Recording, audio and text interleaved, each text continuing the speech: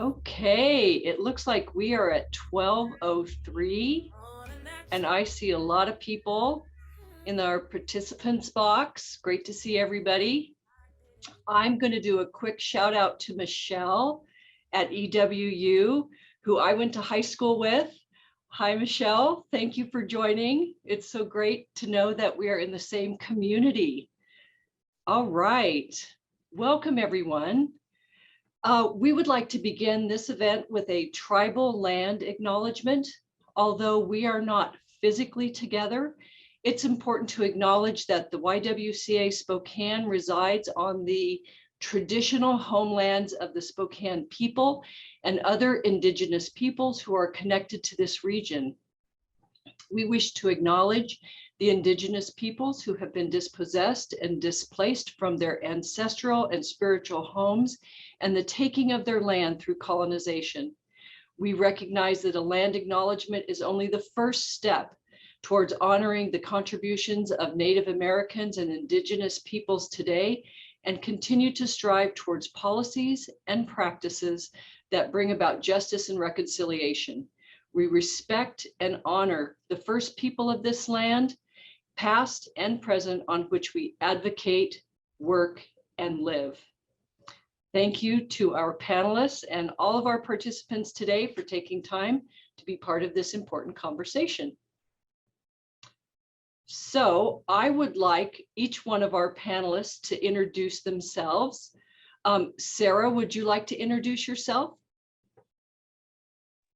Yeah, of course. Hi, everyone. My name is Sarah Dixit. My pronouns are she, her. I'm the Public Affairs Manager for Planned Parenthood of Greater Washington and North Idaho, based here in Spokane. I'm also involved with APIC Spokane, which is an Asian advocacy organization in our area. Yeah, born and raised in Southern California, moved up to Spokane to attend Whitworth University, and I caught the bug of organizing and the love of Spokane, so I stuck around. Great, thank you. How about you, Mary Pat?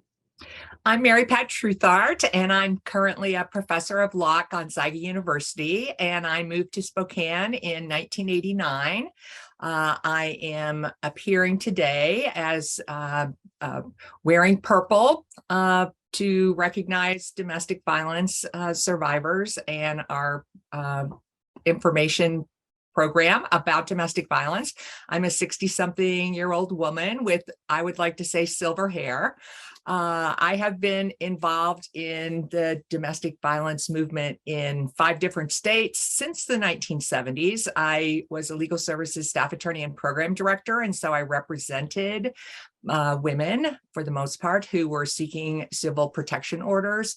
I've been involved in drafting legislation regarding domestic violence, and I, at one point at Gonzaga, co-supervised a domestic violence mini clinic for working with survivors and women subjected to abuse. And so I'm happy to be here today. And again, my expertise is a little bit more academic in focus, but I have had some on the ground experience as well. Wonderful. Thank you both. I really appreciate both of you being willing to participate in our panel discussion today. I'm Jeanette Hauk. I'm the CEO of the YWCA Spokane, your YWCA Spokane. And I've been here at the YWCA for 11 years, and I've been CEO for the past 2 years. So let's get started with our discussion. Like our other Pathways Forward events, this discussion is going to include 3 key parts. So first of all, we're going to be defining the problem. We're going to outline some solutions, and then we'll be answering some of the questions you may have on this topic in real time. So over the course of the conversation, if you have questions that come up, if you'll please enter those in the little Q&A box at the bottom of your screen, so we can answer as many of those as we possibly can. Also, please feel free to use the chat feature to throw out any thoughts or observations you may have during the conversation. That way you can communicate with fellow attendees. Be sure to direct your message to everyone. Okay, so let's get started. At the YWCA Spokane, we define intimate partner violence, intimate partner domestic violence, as a pattern of controlling behavior used to maintain power in a relationship by one partner over the other. Here's some statistics. With regard to gun violence, between 2006 and 2015, a firearm was used in 50% of the domestic violence related homicides in Washington. Between 2009 and 2010, 61% of mass shootings occurred entirely in the home, and another 9% occurred partially in the home and partially in a public location. What we know from the pandemic impact on this is in 2020, the YWCA Spokane saw a 40% increase in call volume at our 24-hour helpline. So to get us started, I'd like to hear from Mary Pat for some historical context. How have previous laws affected or benefited survivors of domestic violence? Well, thank you for the question. And as a professor, sometimes I get a little chatty, so please feel free to cut me off if I'm intruding on Sarah's time, for example. But I think the most important thing to know or remember about what happened, at least in the United States, because things were happening worldwide, most notably in the UK, with respect to domestic violence issues. I think the most important thing to remember is that the initial movement to change laws was really a grassroots movement. And so what was then titled the Battered Women's Movement really helped to jumpstart legislatures at the state level looking at this issue in a more serious way. And so the first civil protection order legislation was passed in Pennsylvania in 1976, and I just happened to be living there at the time. And so from that point on, other states passed civil protection order legislation. The focus initially was a little bit less on the criminal aspect of things, and so we can fold that in later. But initially, the two goals of the movement were prevention and protection. And so I think that, and that was the shelter movement, safe housing for women subjected to abuse and so forth. And then later, there was a little bit of a shift more toward prosecution and punishment. And one thing that may have contributed to that was the 1994 Violence Against Women Act on the federal level. And so that provided a lot of funding to address the issue of domestic violence, across the community and so forth. And so I think that now I am very excited that Washington State has revised its statutory scheme dealing with domestic violence on the civil side. I was kind of surprised when I came here more than 3 decades ago that the legislation was not a little bit more robust in terms of protecting survivors. So I'm happy to report that some exciting changes have resulted, and we can talk just a little bit more about those as we continue our conversation. I'd love that. That'd be great. Sarah, how does recent legislative changes impact your work? Yeah, thanks for the question. So of course, the big one for us at Planned Parenthood has been the Dobbs decision with the overturning of Roe. And it's really an issue that's being thrown back onto the states. So it'll come down to our region and looking at what cities and other municipalities can do to expand access and to protect people. We know that a huge issue that we're going to face and currently are facing right now is that people are needing to travel hundreds, if not thousands of miles to receive the care that they need. And that cost is huge, right? It's not just transportation, it's childcare, because a lot of folks already have kids at the home, time off work, lodging, the healthcare itself, and all of it really adds up. And especially if someone is a survivor of domestic violence, that is even astronomically higher. And while we are fortunate to live in a state like Washington that has protected and expanded access to abortion care, we know that our state will still be impacted by these bans due to potentially longer wait times for patients, here, and with the influx of patients coming from out of state, provider burnout, and a bunch of other things. So what we're really trying to do here in Washington is wanting to be a place where people can receive that care and be protected and not be at risk of having their home states prosecute them for coming to our state to receive the care. And yeah, it's just a huge issue, and it really comes down to every level of government being paid attention to, and being a place where advocacy is happening. Great, great, thank you. So I think we've kind of talked around some of the problem and some of the issues. Obviously, both of you speak very well to both of those topics, so thank you. Let's start talking about and transition some of our conversation to exploring some of the solutions. So I'd love to hear from anyone who's out there listening today. If you want to put anything in the question and answer boxes, the Q&A, please feel free to do that. We'd love to hear from you. And so we'll be answering some of those questions soon. So let's talk about both of you. I'd like for you to hear about, in your different perspectives, what are some of the current gaps in our systems that survivors have to navigate? I think most important might be getting information out there about how to access the legal system. And I think that that is one of the focal points of this new legislation. So I would say that's certainly number one, because those of us who have familiarity around the courthouse, sometimes forget how difficult it is to navigate that. And so I think, lay advocates have, domestic violence advocates have been helpful. Specifically, the new legislation, builds on the back of previous legislation, sort of authorizing the opportunity for non-lawyer advocates. And I sort of hate that term, non-lawyer advocates or non-lawyers. We don't say non-doctors or non-engineers. So, but at any rate, people without a law degree to help people navigate that system. So I think that that's the most important thing. And then the new legislation, at least as far as relief is concerned, one of the gaps in the past has been the opportunity to get some financial relief early on.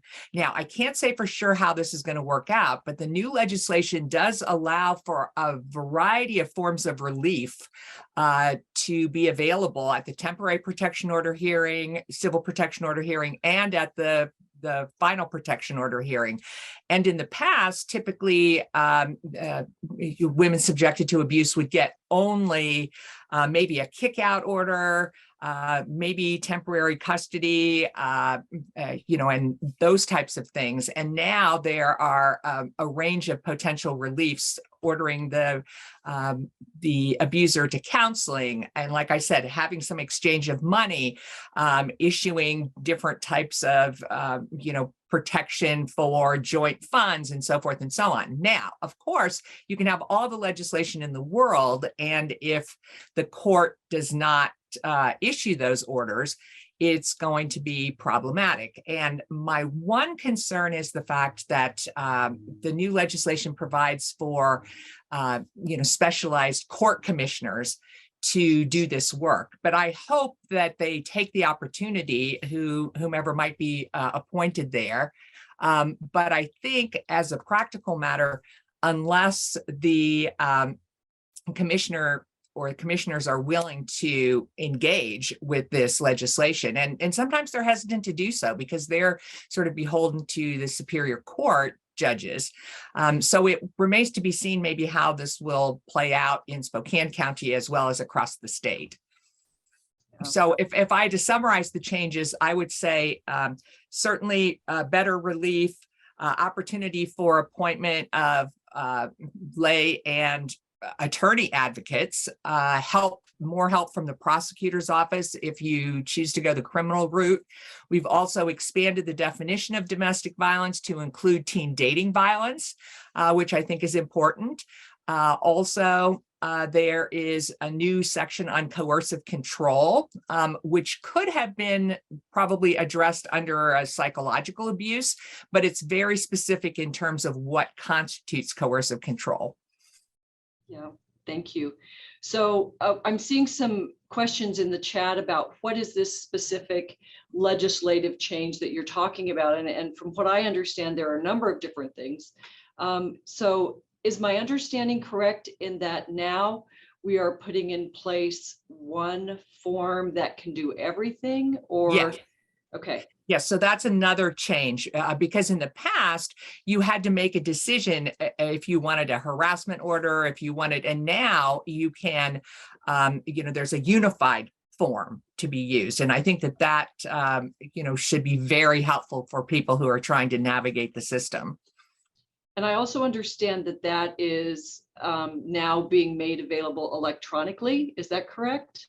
Well, I think that certainly during COVID times, and I guess we're still there, that was certainly available. And I hope that will continue because I'm not sure that people need to physically be present for some of these things given technology today. And we know people have transportation issues, and especially if they're sort of in a mode where they've left their own home and so forth. I think that I'm hoping that this electronic filing or whatever will continue. Great, great, thank you. So Sarah, tell me, can you kind of address that one too? Do you see some gaps in our system that are impacting the clients that you're seeing, and particularly those that are survivors of domestic violence? Yeah, that's a great question. It's definitely what Mary Pat was sharing about the legal system and especially law enforcement and their involvement with cases.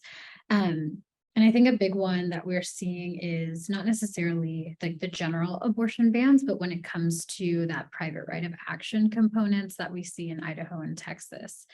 So those are really just like cruel aspects of the law where someone who needs that care, especially if they're a survivor of domestic assault or sexual assault, that they could get sued for receiving that care that they are trying to get, whether that be from that abusive partner or from a family member or even just a private citizen.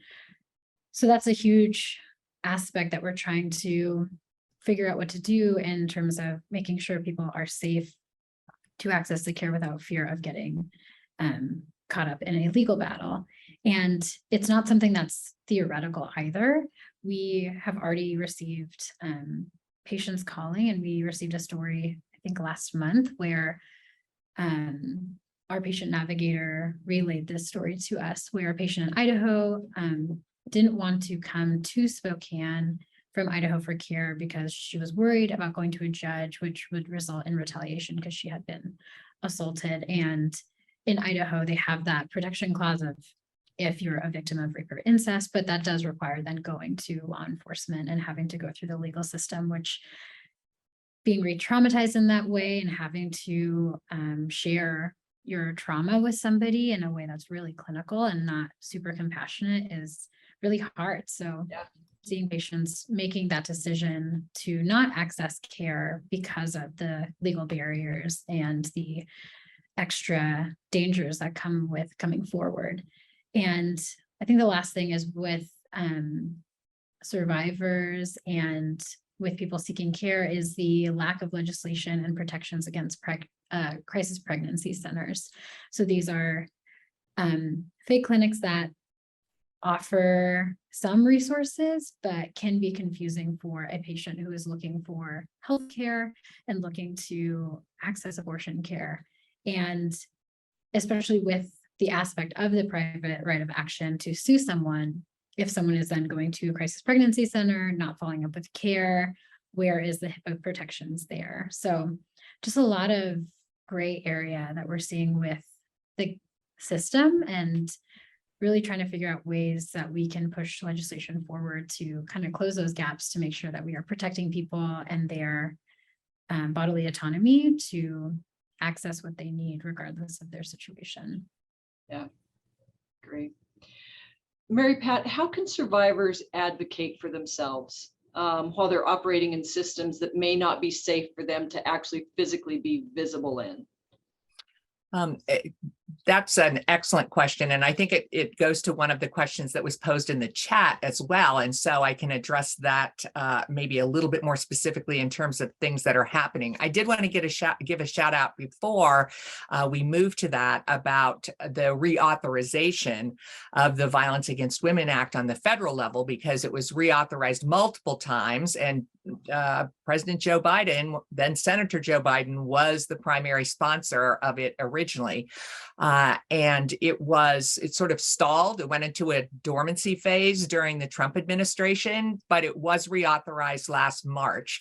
And I think one of the gaps at an earlier point, and I'm not an expert here, but I think that certainly the federal legislation was focused on tribal women and Indigenous women and their access to different forms of justice, because they were in this federal sort of state tribal quandary. And so I think that was one of the purposes of this legislation.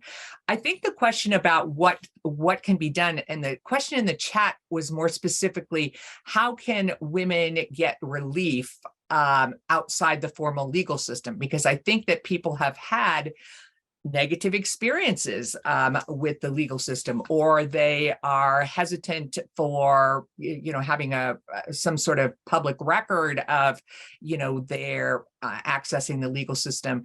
And this is really where the conversation is now, because I think that one of the criticisms of the previous approach, and even the new statutory changes in Washington state, has been a focus on the sort of prosecution and punishment part of the equation.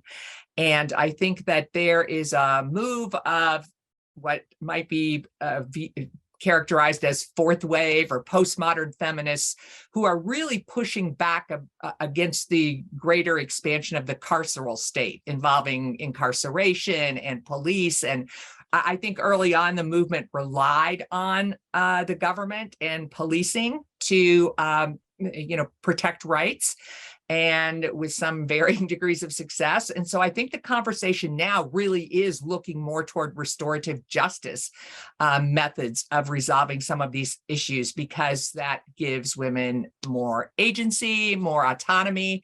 But we're not really quite there yet. So in terms of, I think that we are, if you're looking outside the constraints of the formal legal system, you are looking more in that protection arena. And I would have to maybe defer to the Y and its advocates as far as the range of available services in that respect. Thank you. So for Mary Pat, we seem to be reliving struggles that previous generations have already reconciled.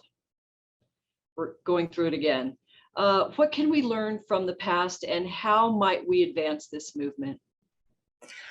That's an excellent, I don't really know how to respond to that, but yes, for those of us who've been working in the area of women's rights and women's human rights for 50 years, I saw a sign at a recent protest, and pardon my the crude characterization, but it said, "I can't believe I have to protest the same old shit all over again." And that, I think, feels that way for many of us, but I think it is the solidarity and community that we can get from, approaching these issues, getting people across generations involved in this, because as Sarah can attest, I think that women, millennials, Gen Z people, they assumed that they would have certain rights that are now being taken away. I also think bringing, and this has been, early on, it was a battered women's movement, and men were not included to the extent that probably they should have been in this conversation, because some of the successes in dealing with domestic violence or dealing with abusers has been in the peer-to-peer sort of counseling therapeutic group experience, because these guys are not going to take these fake excuses from the people who are sitting in the circle, because they know sort of what's going on. And so maybe there's an opportunity to get more voices across the board. And we haven't really looked at specialized services that are needed. We're starting to look more at women with disabilities, the way that domestic violence affects the BIPOC community, and we're including teen dating violence, same-sex partner violence, and so forth. So I think that there are some opportunities to expand our reach and maybe do things a little differently. And I think that this whole restorative justice approach, which I was nervous about initially, but I've come to embrace a bit more, is another thing to look at. Thank you. So for all of those of you that are listening in and that are also watching the chat, I believe that Laura put in a link to our website that has a lot of our programs and services.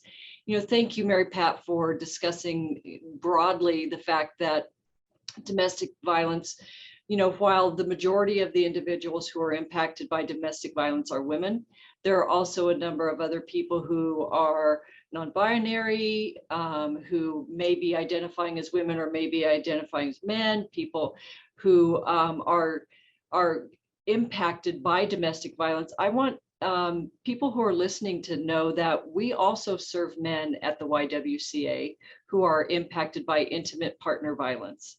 So please know that our services, by contacting our helpline, are available. Even if you're a friend of someone and you want to have that discussion with someone, we absolutely can support you. And so we have ways of supporting anyone who comes to us with intimate partner violence when we have services available. So want you to know that that helpline is a 24-hour helpline. So again, thank you for opening up that part of the conversation, Mary Pat. Sarah, I have a question for you. How do you see our community in Spokane showing up for reproductive justice? Yeah, that's a great question. I think first, to define what reproductive justice is in comparison to some of the other terms that are often used. Reproductive justice really is a term that was coined in 1994 by a group of Black women, and it is the human right to maintain personal bodily autonomy, have children, not have children, and parent the children we have in a safe and sustainable community. And this is defined by Sister Song, a leading RJ organization. So for us at Planned Parenthood, since we aren't totally BIPOC led at the leadership level, we want to make sure that we aren't taking up space in the RJ and leading the RJ movement, but very much align ourselves with its mission and partner with RJ orgs to accomplish this goal. So what we are really focusing on is reproductive health and freedom. And for our community specifically, I see spaces like this or the recent rallies we've been having, and other panels and conversations where we get to collaborate with partner organizations, really show that this issue is really intersectional and every movement is so interconnected. We really want to make sure that we are paying attention to domestic violence and IPV, and also housing, and also immigration and police reform and gun reform, because all of it is so connected. And so that is a huge way I've seen Spokane showing up. I think a lot of people have this perception that Spokane is not the most progressive or not the most interested in these topics, but we've really seen this summer people really show up, and that has been really encouraging. And we also got to pass a local ordinance here in Spokane, which prohibits city employees, including the Spokane Police Department, from cooperating with outside agencies looking to investigate patients seeking care here. It's a huge win, and something that, again, people wouldn't expect Spokane to do. So we're really proud of what the city is trying to do and trying to stand up for reproductive health and freedom for people not just from here. Thank you. And I really do appreciate your comment about walking alongside organizations that are doing the work and helping support and uplift them, when sometimes it's not the primary focus of the work that you're doing, or is just a portion of it. It's so important to be doing that. And at the YWCA, we feel exactly the same way. So so great that we see that alignment, and thank you for bringing it up in this conversation. So I'm still looking at some of the comments, and I know that staff behind the scene, Gemma and Laura, are getting some questions for us. So I'm just going to start going through a couple of questions.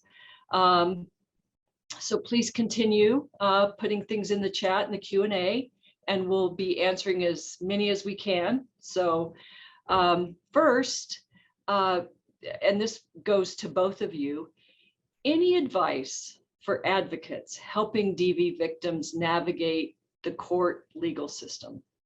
It seems that there are a lot of times that right now police are restricted in what they can do when they are in some of these scenarios, limited based upon what they see. It has to be like in the moment before they can actually have action.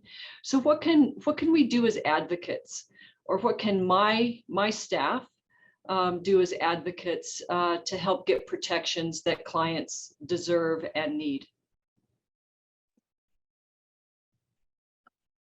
Well, I would have to defer to your expertise to some extent, but certainly I think that I saw something in the chat that went to better training and education for everybody who's involved in doing this work, including law enforcement officers. I think that there are some issues with respect to, I've also seen some things in the chat referring to different hotline services. So certainly the availability of a 24-hour hotline is critical to help people. And again, because those so-called lay advocates can be crucial in helping people navigate the system, I think certainly making contact with the Alternatives to Violence program is important.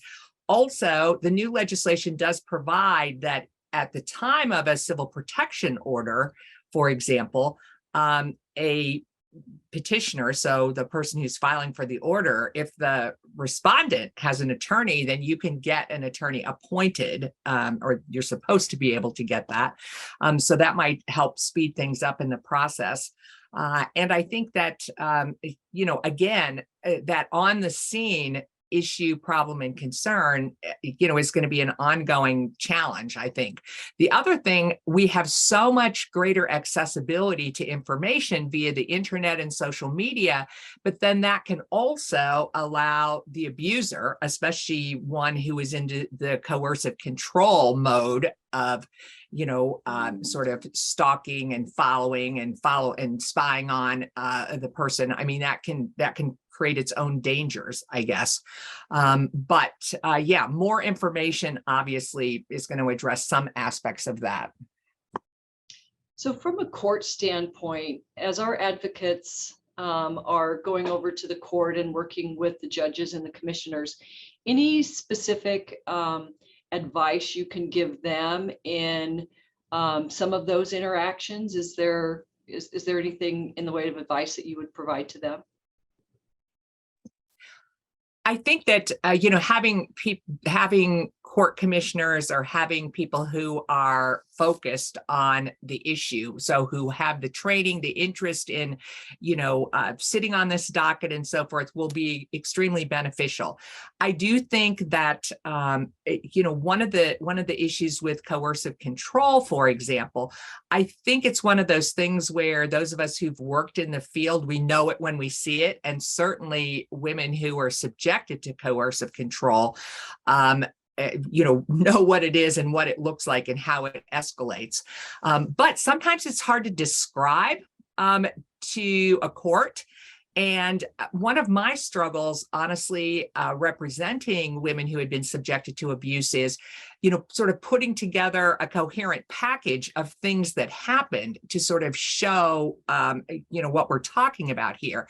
And one of the difficulties for me as a lawyer, we were not as focused back in the day on trauma, trauma-infused lawyering practices and so forth. And so I think that, I'm now wondering if maybe I re-traumatize people by asking them to live some of these experiences, but I needed some of that information to present to the court. And so I think having some sort of record, and again, maybe you want to keep that secret or in some place that the abuser would not have access to this information. So we are so accustomed to putting things on our computers, but maybe that's not the best place to house some of this information. But I think, it's going to be a preponderance of the evidence standard to get a civil protection order. So you're going to have to give something to the court in terms of, outlining the abuse. But that's a tough one in terms of how do you work with people who've had those experiences and show the court enough information to get the protection order, but yet not, like I said, re-traumatizing. Yeah, I think that trauma-informed approach is so important. Have to repeat the story over and over and over again is really a barrier for a lot of survivors to move their cases forward. So it does stop them from trying to move forward. I'm looking at some of the other questions. So Sarah, let's talk a little bit about upcoming legislation that you are most excited or concerned about. Anything that's new that we need to be in the loop on? Yeah, this upcoming legislative session is going to be a big one for Washington State and for Idaho. I think a big one for us here in Washington is expanding protections as much as possible, especially with that cross state lines, issues of criminalization for both patients and providers, and increasing funding, of course, for patients needing to access funds for their care and for their travel. And especially shield laws that will protect people when it comes to their safety and well-being. I think we're in uncharted territory in terms of what this is going to look like, in terms of what state legislatures can do in comparison to, or when they're fighting amongst another state. So that will be big. And for Idaho, just trying to do what we can. This issue is interconnected with so many others, like I said, and especially when it comes to bodily autonomy, when it comes to gender affirming care, when it comes to all these issues that are being politicized for no other reason other than power and control. It's really important to pay attention to them and making sure that we are doing as much as we can to shed light on the themes that we're seeing and to expand protection as much as possible. But I think it'll be a good opportunity to kind of show what is possible if you are willing to fight for it, which is great. Yeah. Mary Pat? I wanted to jump in on a couple of other questions that have surfaced. One has to do dealing with, persons with disabilities who might be subjected to abuse. And there is a statewide organization, Disability Rights Washington, that has some materials on its website dealing with domestic violence issues. And I think it's still there. I was involved with the organization at an earlier point. So that's one thing. The other thing is counseling for persons who are subjected to abuse. I mean, obviously the YWCA has services. Frontier Behavioral Health, it's sometimes hard to get in there. And, but I think they have a heightened consciousness about wanting to work with this population group. But as a practical matter, their resources are somewhat limited. The other thing that was mentioned was in the chat had to do with religious communities. And that is, and I think that Sarah might want to weigh in on this too, because one of my biggest challenges back in the day was dealing with some more, what I would say, more conservative religious communities that felt as though, it was your duty to remain with the abuser despite everything. And I worked with, several women who they got a lot of support, financial and fellowship support and so forth from their churches, but there seemed to be a lack of understanding about domestic violence and the fact that some marriages cannot remain intact. And I think that, so again, education to members of our religious communities. And Sarah, you can talk about reproductive justice issues involving various mainstream religions if you choose, because obviously we know that that is a factor in passage of abortion ban. Yeah, I think it's a big thing where a lot of people think, right, religion is somehow antithetical to reproductive freedom. So I think the big thing is explaining to people that just because you're a person of faith doesn't mean you are inherently opposed, right, to people having this bodily autonomy. And especially when we're seeing a lot of legislation being written with certain religious perspectives in mind, we move away, right? If the hope is that we're paying attention to the Constitution, et cetera, it's freedom of religion and from religion. So when we're looking at legislation, really wanting to make sure that we aren't allowing our own biases and perspectives to write legislation for other people. And we are really lucky to have great religious partners here in Spokane and across the nation to really shed light on that argument that's used a lot of the times, that people of faith can't be supportive of our organization or other abortion providers. So wanting to provide that perspective as well, so that it's not seen as this taboo thing that you can't be both. Great. Thank you. Thank you both for those comments. I appreciate it. One of the things that we've been talking about, I know some of you may have attended our candidate forum that we held at the public library, at the Central Library a few weeks ago.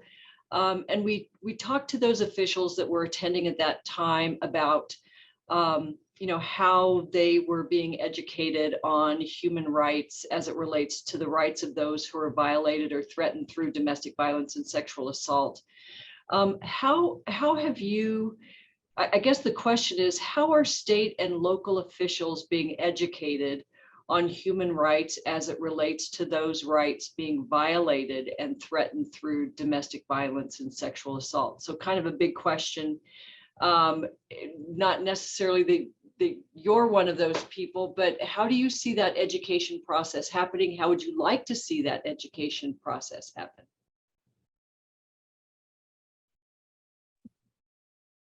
Well, I hope that there would be some political will to learn more. And so I think that we have certainly organizations involved in these specific issues have reached out to legislators, to public officials, to other people who are involved in funding programs and so forth.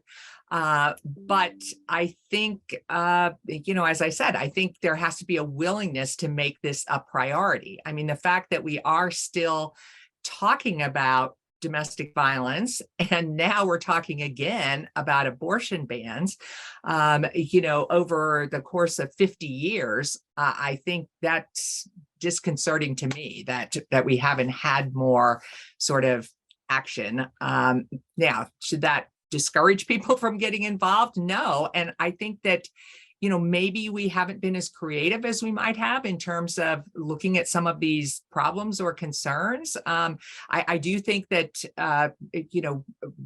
I think there's some recommendations for documentaries and other resources. I sometimes think that, I, along with my co-hosts, have a movie review show on Spokane Public Radio.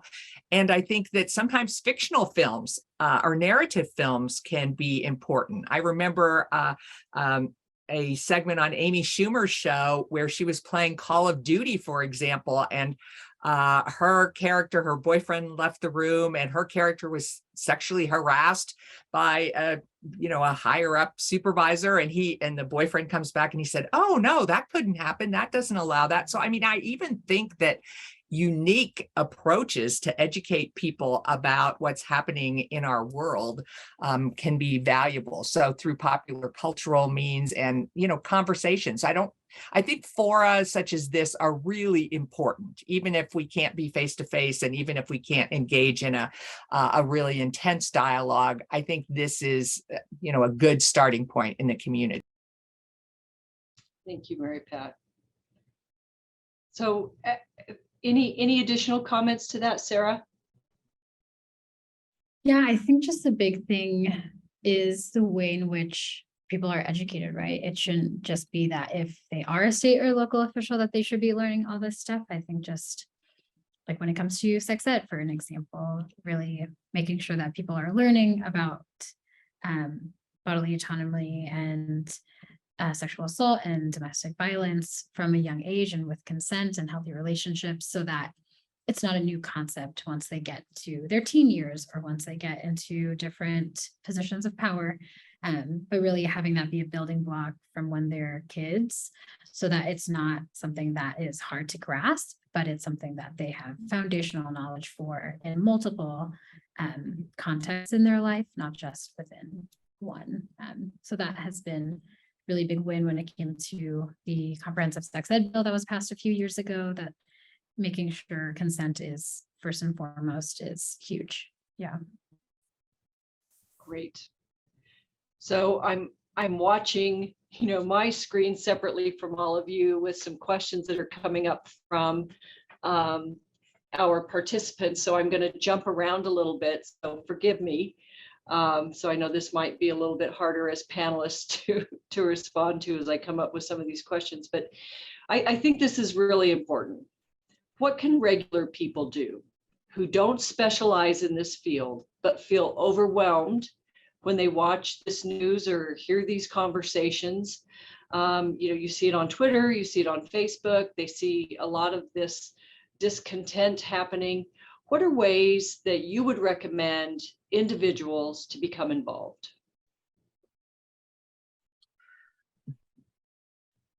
Well, of course, we have the usual ways that people can become involved in causes or issues, which would be by volunteering and donating money and so forth. But I honestly think that having these conversations and and I think we've moved away from wanting to engage in these conversations because we don't want to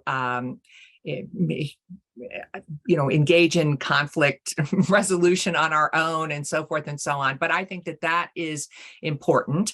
I certainly think that having the opportunity to, talk even among your family about some of these issues, because I think Sarah brought up the whole point that, especially when it has to do with domestic violence, I mean, that's a challenging topic to address in violent relationships or households, in those that are not. And so I think having some of those conversations, is important. And I know I feel like a broken record. Oh, do this. I mean, it seems like we're, maybe spinning our wheels, but I mean, it is that sort of taking one step. I also think coalition building. So that's why I was really happy to be on this panel with Sarah, even though the topics were not, exactly aligned. They are important that we, on these issues jointly, especially those of us who are rights. Mm-hmm. Yeah. Sarah, any recommendations on how people can get involved? Yeah, I think Mary Pat hit it perfectly. It's one of those things, I think, based on how social media portrays things and how, like, society in general, you need to be out in the streets yelling, like going to all these things, which is definitely a point of privilege, right? To be able to do those things. Not everybody has that access to being able to protest in that way, or being able to lobby in that way, or what have you. So I think with the one-on-one conversations with people in your life is huge, because we know that interpersonal relationships is where learning happens best, where there is that mutual respect in that relationship there.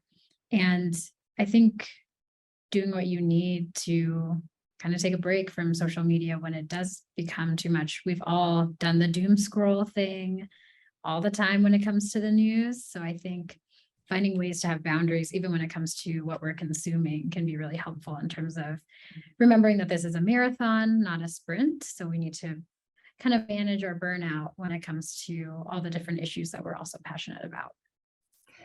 Some things have come up in the chat about a national registry, and I did want to briefly address that. I think that there are some benefits to establishing that, but there are also some informational privacy issues for both those who are subjected to abuse as well as abusers or putative abusers or whatever. And so I think that certainly I know there are some people on my faculty who are working on some of these privacy related issues and concerns. And so I think having a further conversation at some point in some venue, some forum would be helpful on that particular issue. Great. Thank you. Thank you for addressing that. I appreciate. Wow. Thank you all for all the questions. I really appreciate it. We don't have any time for any more answers for those questions at this point, but I really do appreciate everyone's engagement. And so as we start to bring the event to a close, I'd like to ask both you, Mary Pat and Sarah, to give your key takeaways from this conversation about what gives you hope and continuing to advocate for further education and legislation for DV survivors. What gives me hope, honestly, are the number of people who signed up and signed in to participate in this, and the fact that we do have an organization such as the YWCA who's willing to sponsor these sorts of community conversations. I'm seeing some movement, in terms of legislative action. I think the fact that we're beginning to view these things more, some of these issues more through the lens of health rather than other approaches that have been taken in the past is a huge step forward. Again, the alignments and coalitions among people who have been siloed in the past, I think, is important. And so, yeah, I mean, like I said, I've been doing this for a long time, and my energy sort of waxes and wanes. But I'm hopeful. Maybe I'm unduly optimistic, but I am hopeful. Thank you. Sarah? Yeah, I think for me, is just knowing how far we've come in terms of our understanding of IPV and DV, and just as we're looking at the intersectionality within all the different issues that exist. I think like when it comes to housing affordability, or with police reform or gun reform or tenant protections, like we know all of that is connected to this issue, and knowing that a more creative response to this issue that doesn't rely on the old ways is possible. And I'm excited to see how groups that are involved with these communities can brainstorm a future that is much more holistic to the full person and more empowering to them as well. Awesome. Thank you. And thank you both. I really appreciate your responses, and I feel really inspired to move forward. I want to thank all of you for participating in this panel. It has been recorded and will be shared with all registrants via email soon. And we'll be sharing it over our social media channels as well. If you found it, hopefully if you found it valuable, you can share those out with others. We have some upcoming community events that I'd like to mention really quickly. A screening of Mejeres in Action's powerful documentary, The Power to Tell, is tomorrow at 6 p.m. at the Garland Theater. We're going to drop some of that information into the chat. Mejeres in Action is also offering a simulation of Uso Zapatos in Her Shoes, where participants gain a better understanding of the obstacles faced by an immigrant survivor of domestic violence. And they're doing that October 27th from 5 p.m. to 7 p.m. Again, Laura is going to drop that in the link, or in the chat, the link in the chat. I also want to shout out to the ongoing Purple for a Purpose campaign by the Spokane Regional Domestic Violence Coalition and Stop the Silence Spokane. Please shop with participating businesses who are committing to ending domestic violence in the Spokane region and beyond. Again, Laura is going to put that in the chat. Planned Parenthood, volunteer opportunities, and the Hospitality Fund. We want to make sure that you have access to all of that information. Please check the chat. It will also be there. We're so grateful for such a supportive community. And here at the YWCA Spokane, we know that together we can move the needle on domestic violence in Spokane and better support our survivors. So thanks to all of you, and I want you to have a great rest of your Wednesday, and we appreciate your support here. So thank you. Thank you, Jeanette. Thanks, everyone.